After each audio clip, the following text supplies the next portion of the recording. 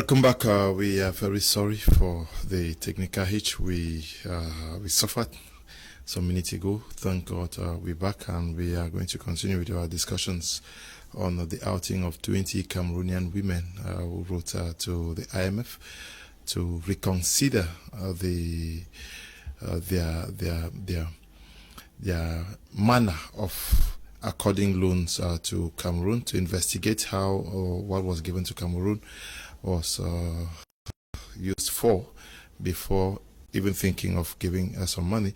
We know that that outing has caused a mixed reaction from Cameroonians across the 10 regions and out of Cameroon, but they are here and justifying their position, knowing fully well that this is not free money. It is a loan that is going to be paid back by Cameroonians. We were talking with Madame Judith Wana, who was trying to situate us as to the conditions under which this money is accorded to Cameroon and their implication if they were not put into good use. Madame, can you just continue from where we stopped? I thought I really said much of what I had to say. I think in summary really is just to reiterate to fellow Cameroonians that regardless of your political leanings, your affiliations and all of that, the amount of money, be it now and in the past, that is being mismanaged and embezzled, it's really unacceptable. It's heartless.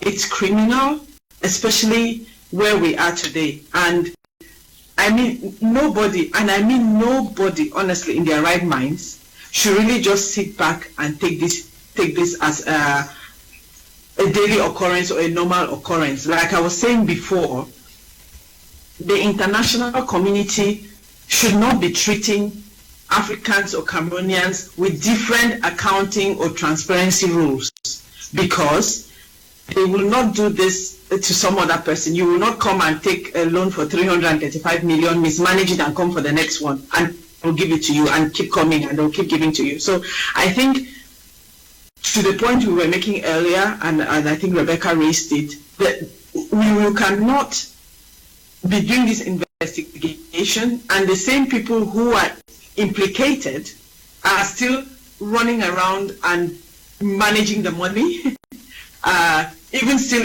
in powers to decide how the investigation happens, because to be honest, those are the people running the country. I think the point was also raised about the use of the money and the fact that are we asking the IMF to stop sending money? No, we are saying that Cameroon needs money, let's not lie. We need the money. But before the IMF sends the next tranche of loan, or any other body, any other person to send the next tranche of loan to Cameroon, they need to make sure that there are things in place that this does not happen again. Are you the people who have mismanaged now should go. Okay. They should have different people in power who we think can do a better job to be able to manage more loans that are coming and make sure that these loans are accounted for. You want them to go? When you say wanting them to go, is it a regime change that you're advocating for, or the fact that those ministers involved in the management of the COVID funds should be sent packing? I know, Rebecca, you're there at this, but like I said before, in any modern democracy, in any modern country, I'm here in the US.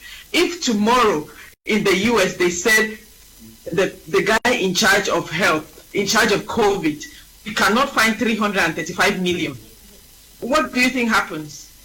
Yeah, but it's not the minister. Rebecca, I don't know what you want to add to that. Yeah, but it was not the minister of public health. Let me get to yeah. Any minister, anybody who is involved in that embezzlement needs to take a step back, needs to leave, needs to resign, needs to sit to one side, and let's find out what happened to that money. I think that as the investigation is ongoing, it is critical that those people that are parts of the investigation, that are targets of the investigation, not be in a position to manipulate the evidence. And so therefore, they need to be made to resign immediately pending the outcome of the investigation. You cannot have the same individual that are under this investigation be managing the process of the investigation and continue to hold office while the investigation is ongoing. This is such a scandal that anyone that had anything to do with touching the funds, disbursing the funds, selecting the organizations and companies that would be recipients of those funds need to be immediately removed from the process so that an impartial investigation can be ongoing. You cannot have a situation where they are sitting in office directing the process, and then we talk about an investigation. It's just not on. Are you people not indirectly calling for the collapse of a system of the government? Because we are talking about yes, these funds were managed. These funds were managed from the Prime Minister's office, which means that the Prime Minister is going to be implicated. We know that there are so many ministries involved, and if we are supposed to take all of them out, it means it would signal a collapse of the government, because even the Supreme Court received money to fight COVID. Ministry of Finance received money. The Ministry of Secondary Education received money at I'm sure 7 billion, and all the other accompanying ministries. Would that not cause a collapse in the government?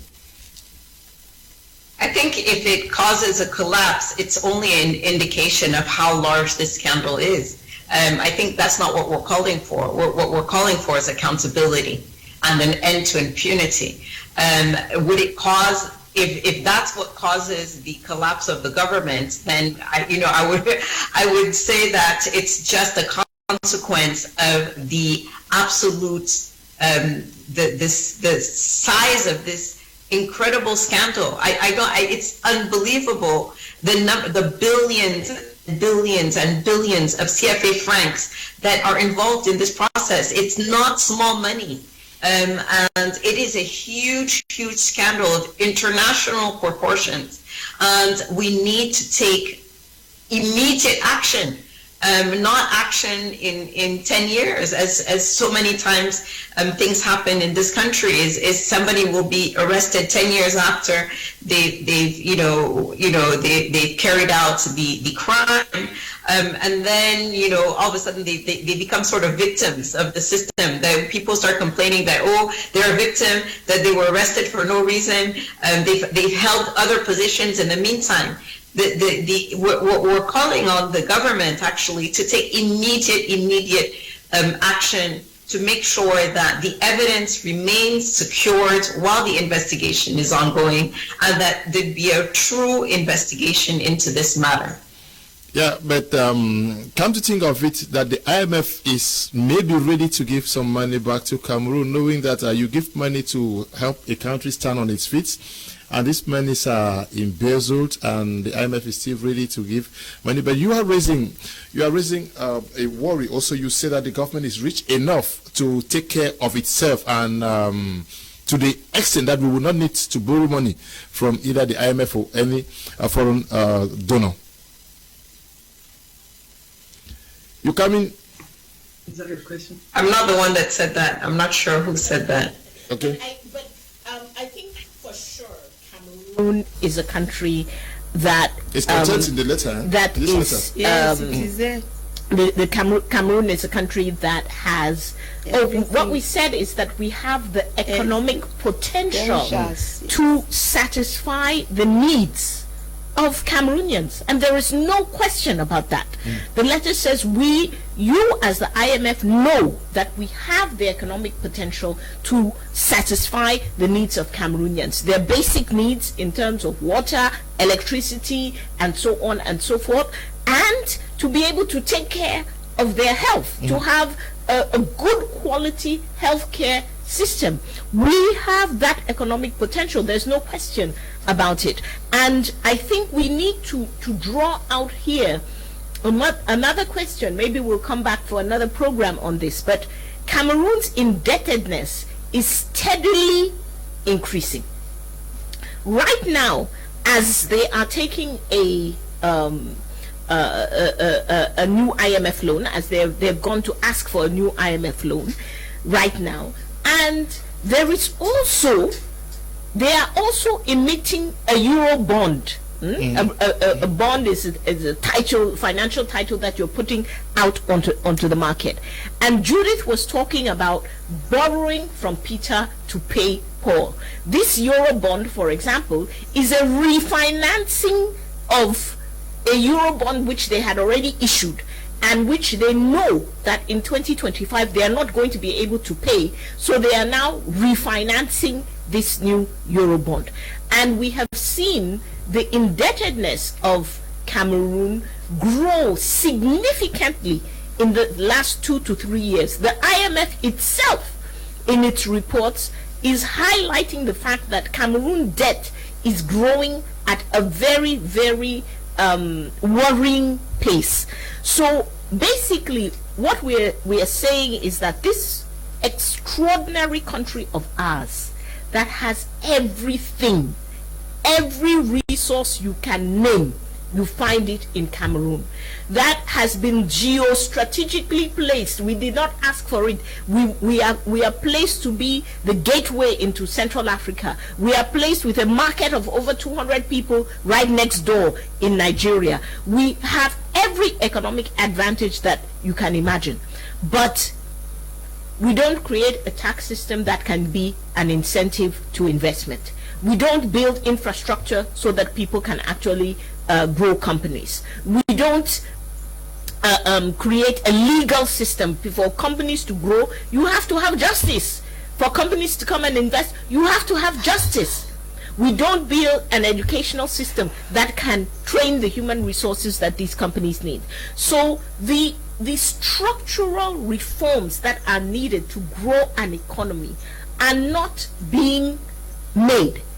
And the country is simply staying afloat. I borrow today, I have not fully paid back, I go and borrow on the left. The other very worrying thing about Cameroon is the sharp increase in debt to the Chinese. Now we are one of the countries that is the most highly indebted African country to the Chinese. And we know in that system that we don't have the full picture. There is an opacity between our government, which is opaque, and the Chinese government, which is opaque. We do not have a clear picture on what is happening.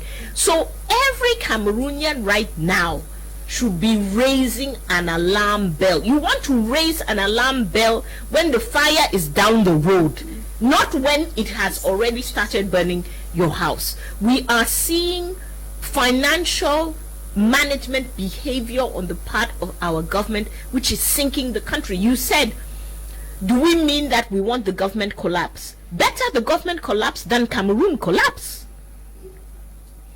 They are not more important than Cameroonians. They are not more important than the country.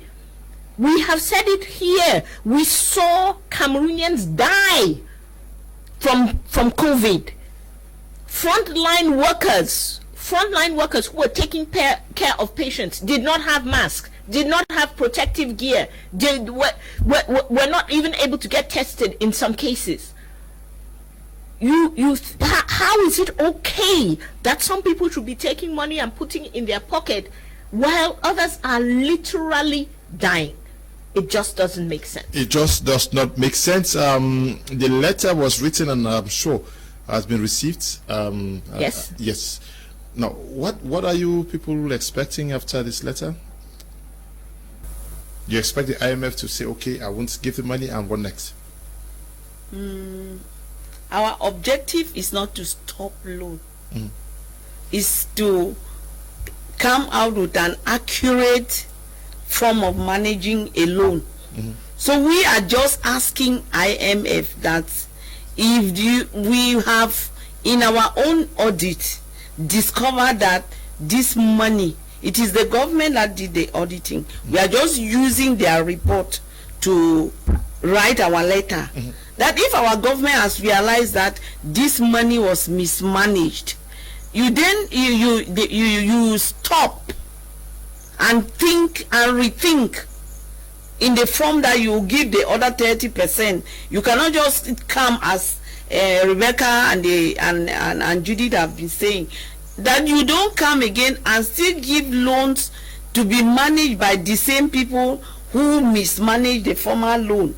And that even if they have to, as Cameroonians are asking here whether the court and the lawyers will come from where, are Cameroon citizens, not the lawyers and the court? Like we, the 20 who are being opposed by some, we think that we are the lawyers and the court, and our aim is to see that the IMF regularizes the system in which he gives loans. You cannot give loan to loan, and then every day you are calling the country highly indebted. And then you said you were asking how we can manage ourselves. Is IMF giving this loan without collaterals? Because they can just, then it should be a charity. But if they call it loan, it means there is something we have mortgaged to have the loan. And then why can't we use the same resource to manage and not get a loan? We had CDC growing. CDC is collapsing just because of this mismanagement. CDC has reduced to nothing from mismanagement of funds, where the government enters into it when he's not having money. They take from CDC or they tax it, and then it goes like that. They don't consider it as an employer. Today CDC is zero. Tomorrow the timber company was here, it became zero, but they are still exploiting timber. We had a timber company in Cameroon, and today they are still exploiting timber, and timber company have died. So we have resources that Cameroonians can manage by themselves, okay, and not go for loans. Okay. Good evening, Mr. Liu and panel. There is something in Western countries known as responsible lending. Banks can be fined for lending money to people who cannot afford to pay. The same should apply to the IMF when it lends to countries. When negotiations come, people will not take. No. Julius Chofo, you are writing from the United Kingdom. You say Madame Kawala would have been a formidable politician in a unitary Cameroon, but she has been let down by her handling of the Southern Cameroon's crisis. Okay, Julius Chofo, I understand where you stand. Good evening, Mr. Liu, and everyone in the studio. I love your program so much. I would like to say that embezzlement has always been the case in Cameroon, which we all know. We do appreciate the initiative of the women, most especially Madame Kawala. But then again, they are just throwing water on the duck's back, because we all know that the international community works hand in glove with the Cameroon government. Birds of the same feather. Emmanuel Free Wheezy is writing from Boya. This one says, Mr. Leo, good evening. I strongly suspect doctors were killing some patients so that they could prove that they died of COVID, and all this was because they wanted to grab a share of their own money. Families were given $1 million francs if you sign that your patient died of COVID. So that information is not confirmed. We have not confirm that. Good evening to all the panelists and crew in the studio. Prime Hour, you are opening the eyes of Cameroonians with your program. Is it not the IMF that presented a report by a team that came into Cameroon and said the country is sound economically? What has happened so sudden? Ekuka Ngumba, writing from Great Support in Boya. Good evening, Mr. Kum and your brave panelists. How can we borrow money and embezzle what we borrow? How do we pay back Cameroon? It's not serious. Elumba Pride is writing from Cyprus. Now, this one says, good evening, Mr. Liu. I firmly believe that the action of these women will bring in some positive results. It can be compared to the march of women to Paris during the French Revolution, though theirs is on paper. Mbang Kwene is writing from Bamenda.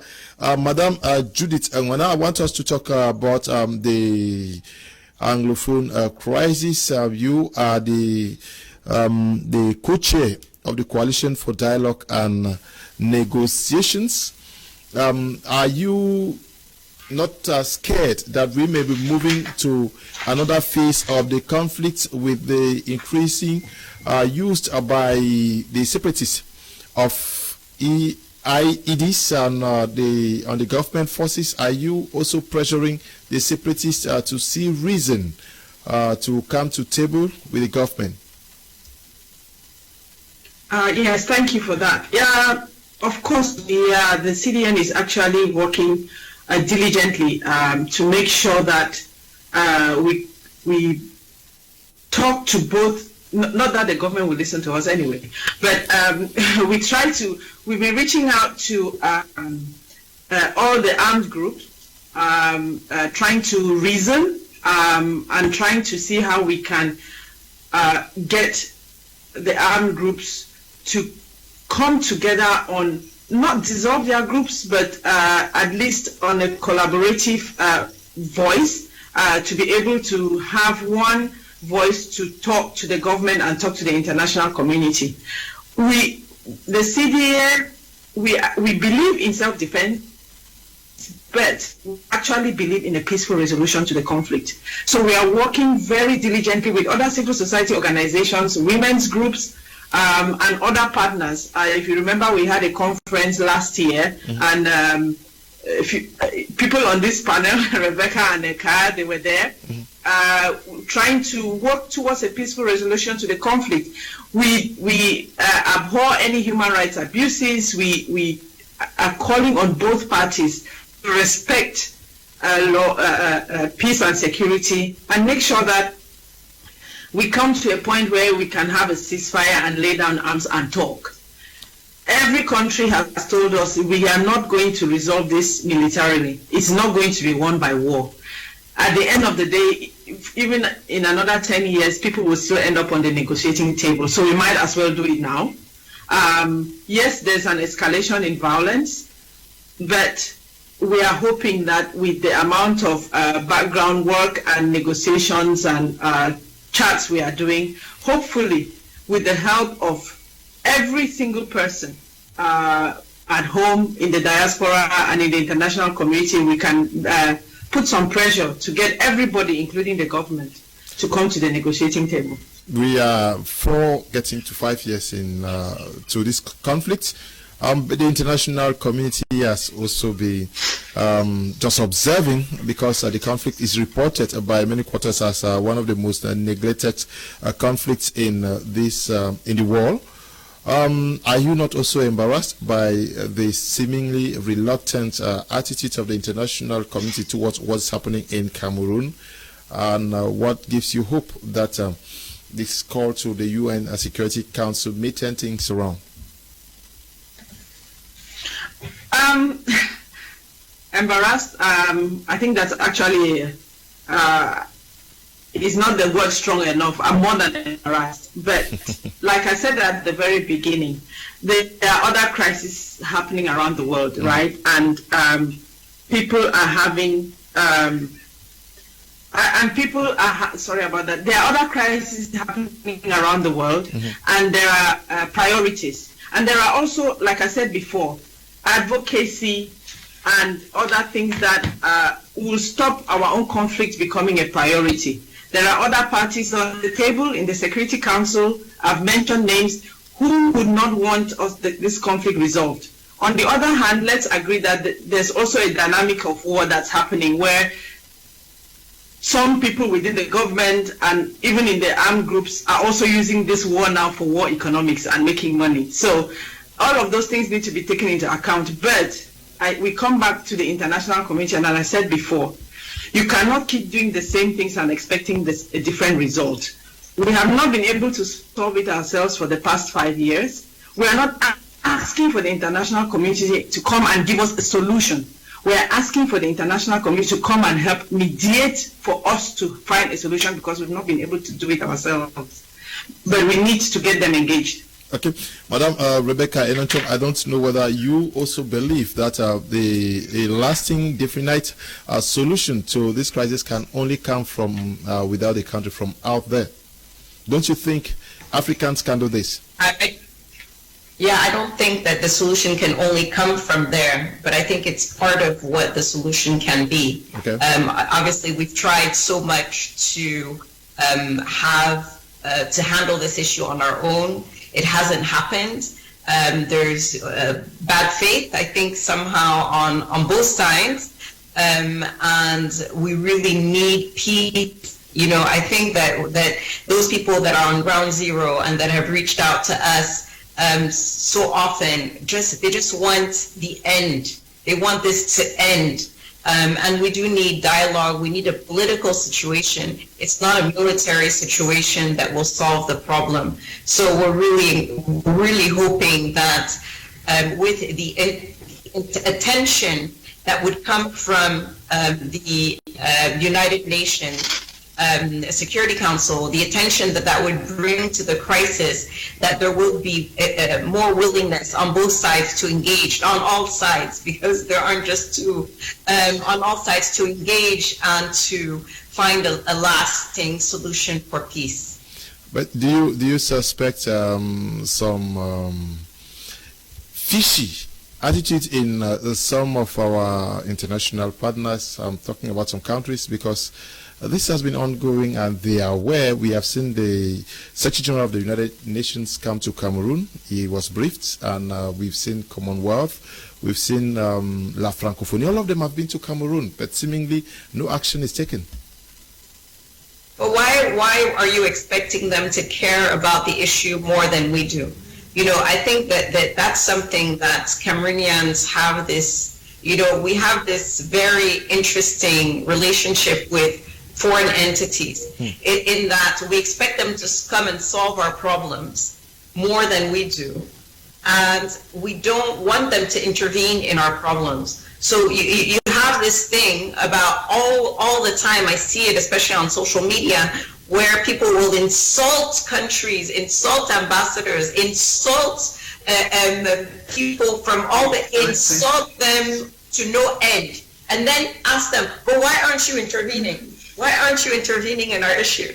So I think that sometimes, you know, we need to take responsibility, and I think that's what we're doing now, is that we have come together as 20 women are saying, okay, we are taking responsibility. We are raising this issue with you. We are showing you how critical and important this issue is for us, and we are asking you to take it seriously, and and we're doing it in a very courteous manner.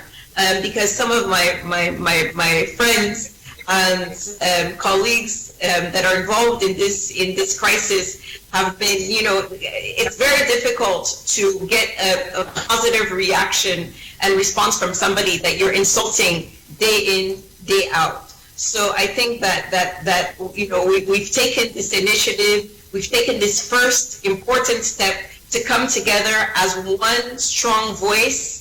And we're hoping that this is the voice that the UN Security Council, that the IMF will listen to, and start looking and addressing this issue. We're not giving them any order or instructions. We're just saying, please look at this issue seriously, sit down and take it seriously. And I've just seen a tweet while we were on this call from Estonia that is calling on Estonia as a member of the Security Council, that's actually calling and asking for more information on the Cameroon crisis. And so I think that this is what we're looking for. We're looking for the level of attention to this crisis before it becomes a full-out war like we've seen in some other countries. We don't want it to become that.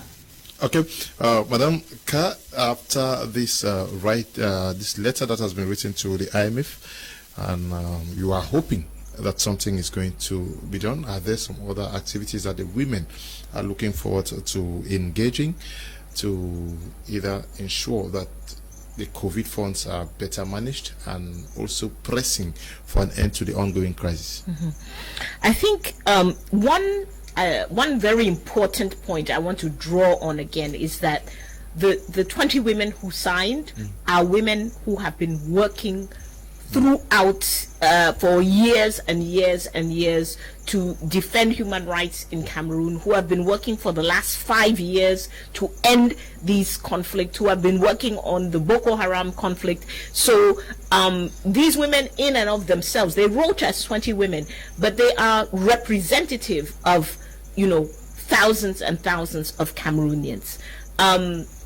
We are also really happy. A lot of people said to us, well, I want to sign, I want to join, so we put an online petition on today. People can go to change.org and sign the petition. We're very happy that there are hundreds of signatures since this morning when the petition was put online. And go and sign the petition. It is important. It still carries weight. We are in an advocacy process. I think the women who are involved in this understand these systems very well. So we knew in writing one letter that one letter is probably not going to solve the problem.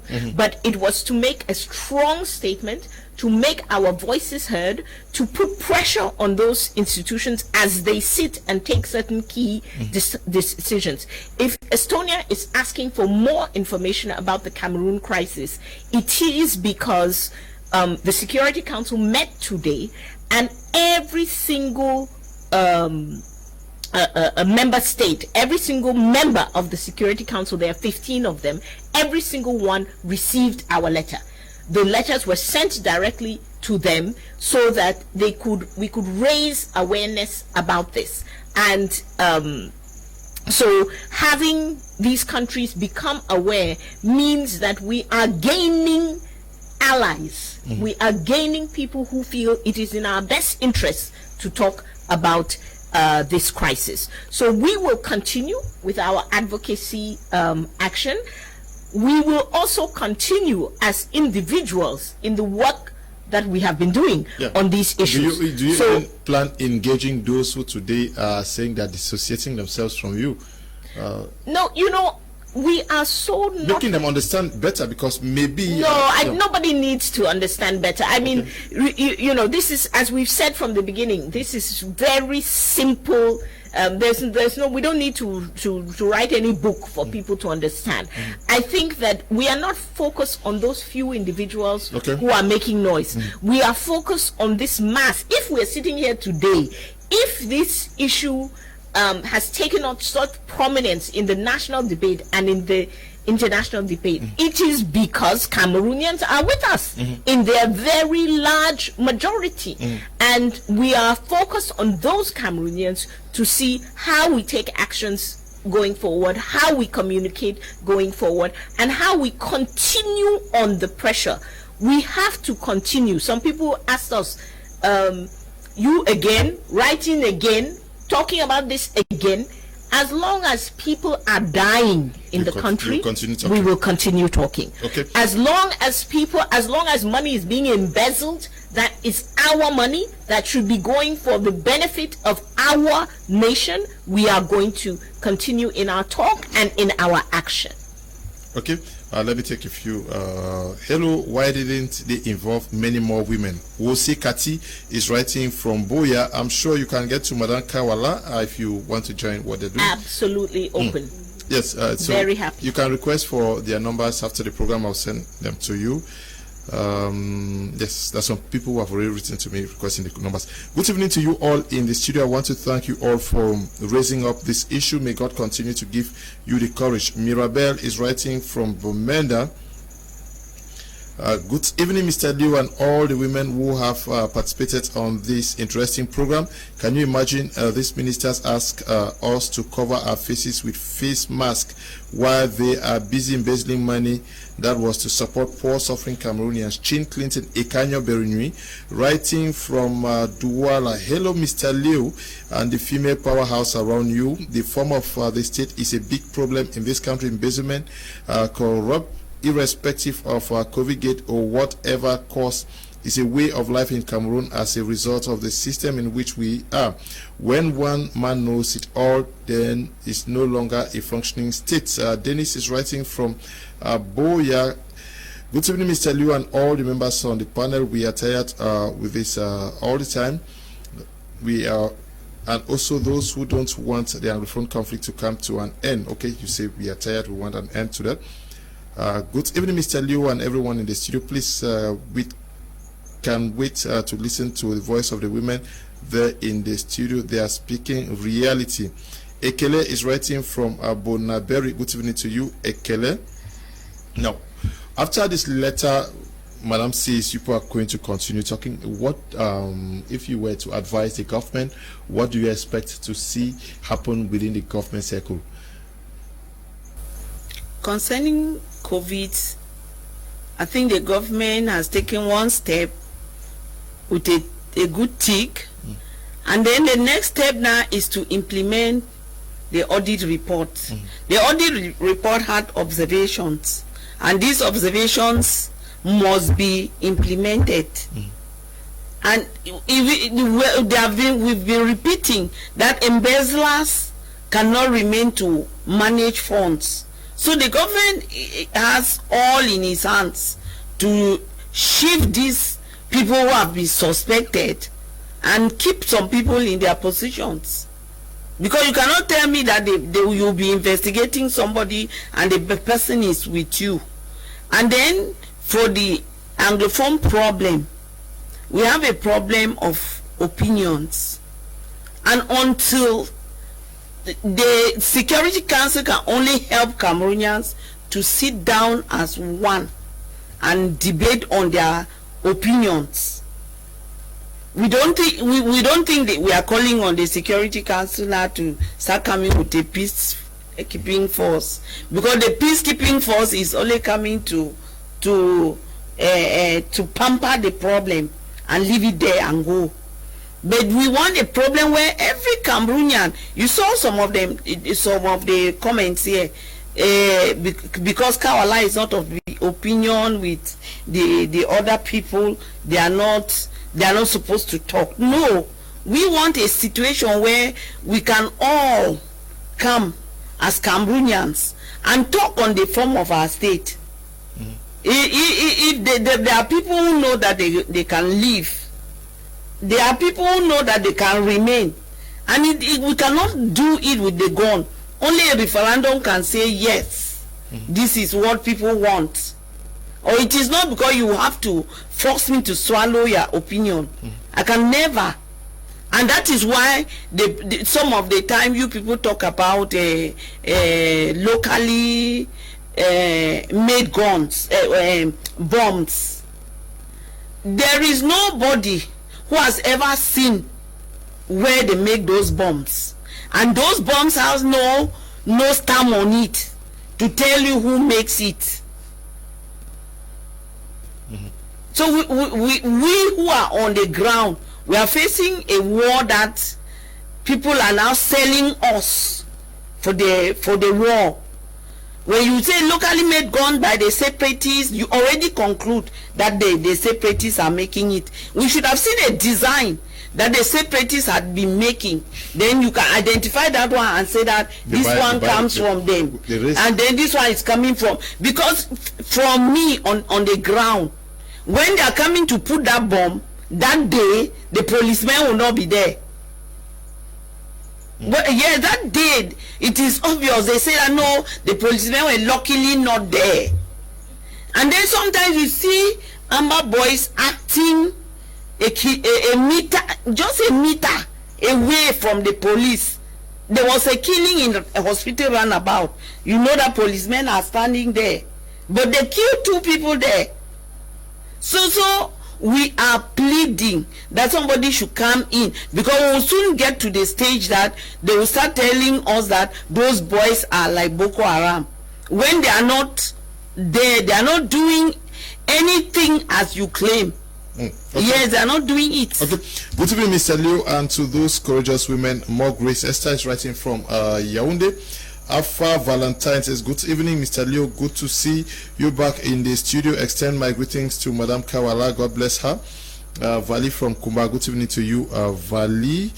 Good evening, Mr. Liu. And to the wonderful women in the studio, let the women speak. This Cameroon belongs to all of us. No one person has monopoly over Cameroon. They can't take the loan on behalf of the country and continue to mismanage it. Cameroon has enough. Let the issue of borrowing stop. The regime has overdone. It's enough. It's enough. Thanks. Jones is writing from Bamenda. Madam Judith Nwana, I would have this last question for you. What should happen within the government circle henceforth? You say what is happening in Cameroon cannot happen in the US where you live. How do we borrow from where you live so that we can also make Cameroon great again? Let me borrow from the former president of the US, Donald Trump. I mean, before I start, let me give apologies from Rebecca. She's had to drop off for other engagements, so okay. She sends her apologies. So she's left. Okay. Like I said before, I think, I mean, before I answer your question, I just want to go back and tell everybody, Cameroonians, it doesn't matter your political leanings, whether you're fighting for Southern Cameroon, so you're fighting to keep Cameroon united. The loans that are being taken in your name. You, me will pay, our children will pay, our children's children will pay the loan itself and will pay the interest. So people shouldn't stop burying their heads in the sand. Gather as much information as you can, educate yourselves on the amount of loan being taken on your behalf. Most of it not being used for what is being taken for. So please, let's keep your political differences aside. No matter how the Anglophone crisis ends up, you will all be paying for that loan. The loans that are being taken today, you will all be paying for it. And it's not going to be a selection of, it was Carl who was talking about it, it was Judy who was talking about it, it was Rebecca who was talking about it. Every single one of you will be held accountable for those loans, you or your children or your grandchildren. Back to what the government, I think, and like we said before during the conversation, there has to be a thorough investigation and things put in place such that another loan being received will not be mismanaged or embezzled in the same way.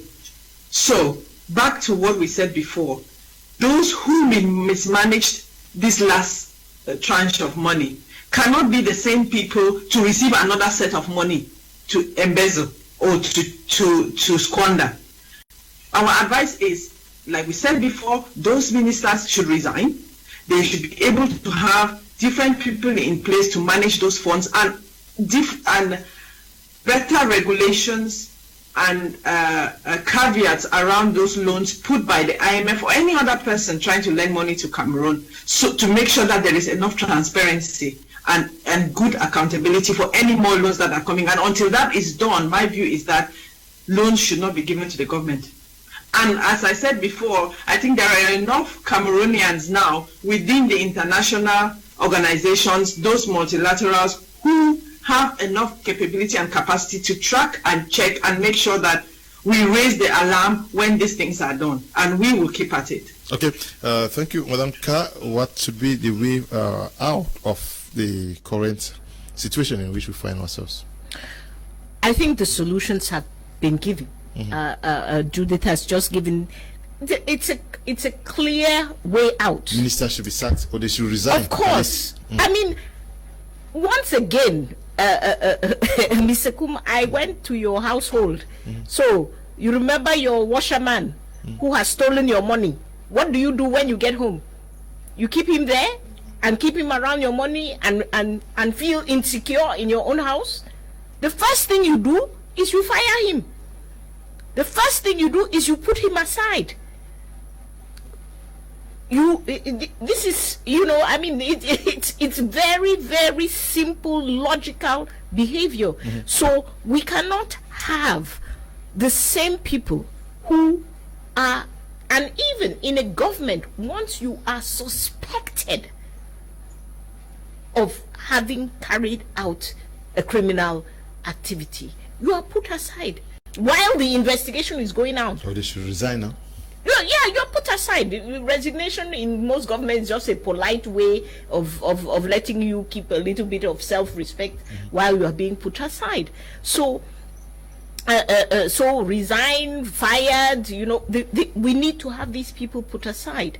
We need to look at why are the rules and regulations provided for in Cameroonian law. We're not asking them to go and invent new rules. The law says that you cannot do over 100,000 in cash disbursement.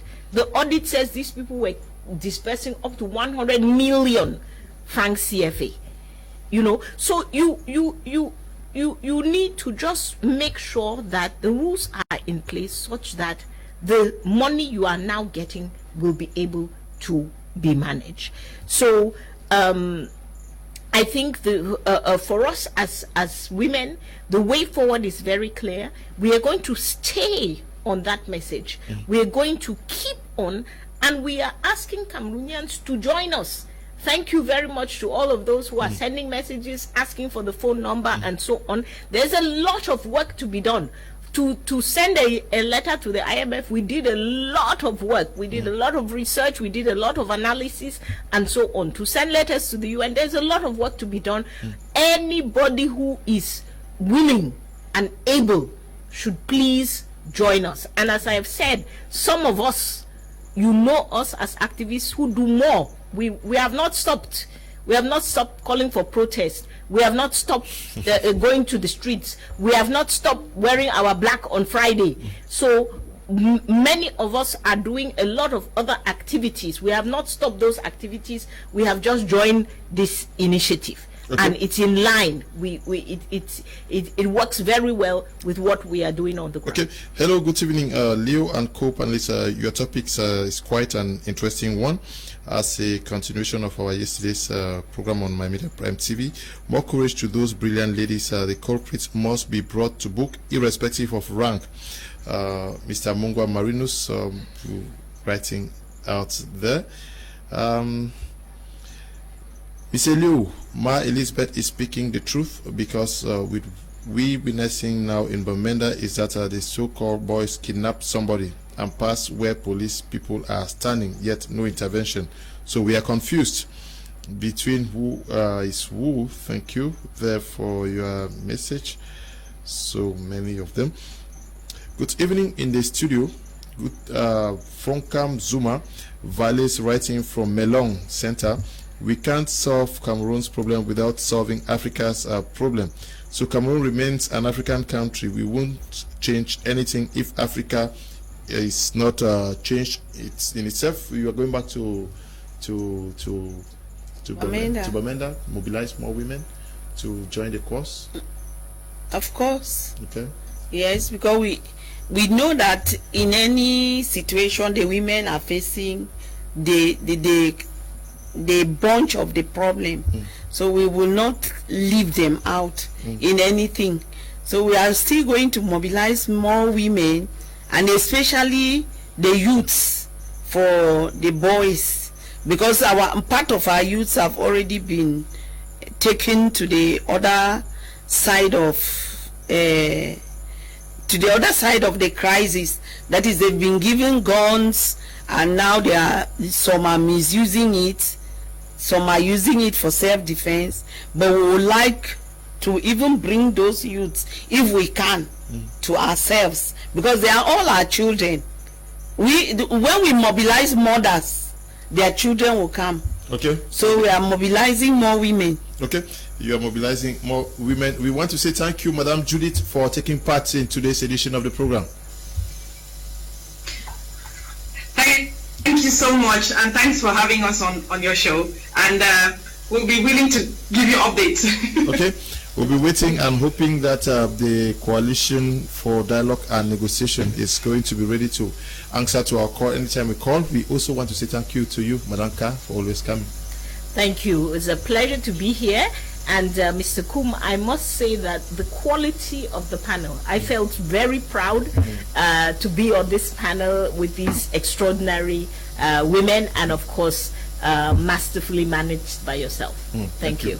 And to you, Miley, going back to Bamenda. Thank you for bringing me out of Bamenda. Okay. We also want to thank you all who took time off to watch the program. We are not forgetting Madame Rebecca Inochong, who took part in today's edition of the program.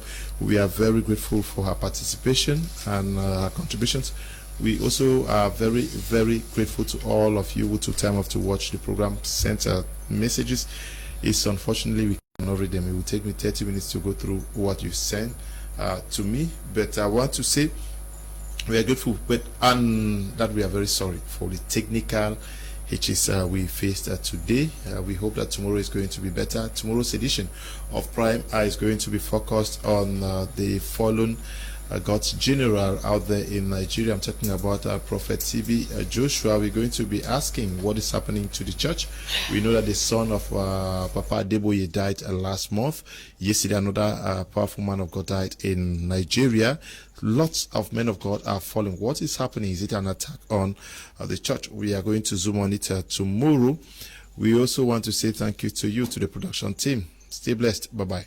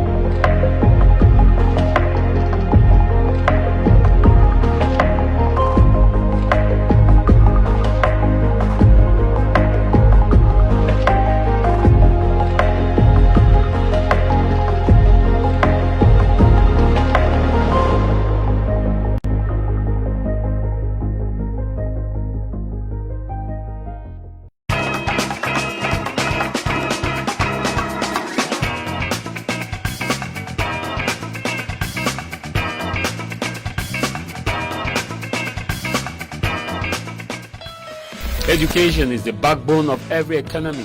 With education, we are not just looking at just the formal way of learning. To what extent have we applied this system? About 10 years on, what has become of Cameroon educational system? Are we innovative? Globally, does the educational system of Cameroon meet with that aspiration in terms of meeting up with Vision 2035? Cameroon has not gotten to this level where we said the education is not yet at the tertiary level.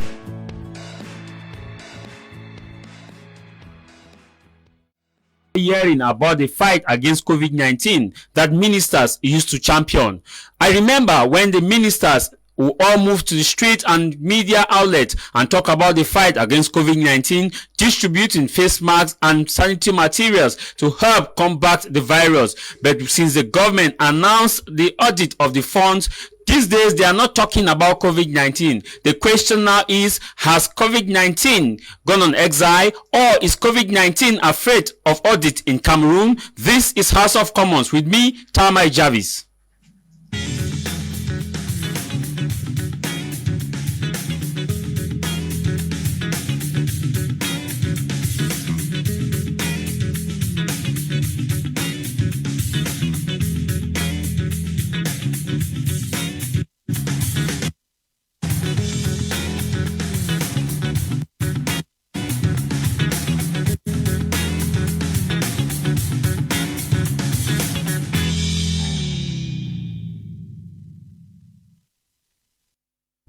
We want to apologize for the late start of today's edition of our program, and we will effectively kickstart as we did announce to you. We will be looking at COVID-19 issue which is plaguing Cameroon, which is more important, or which should we focus? Is it COVID-19 or the war in the northwest and southwest region? The truth of the matter here is that COVID-19 is real. COVID-19 is killing millions across the globe, and thousands are being killed by COVID-19 in Africa, and hundreds have been killed in Cameroon. As far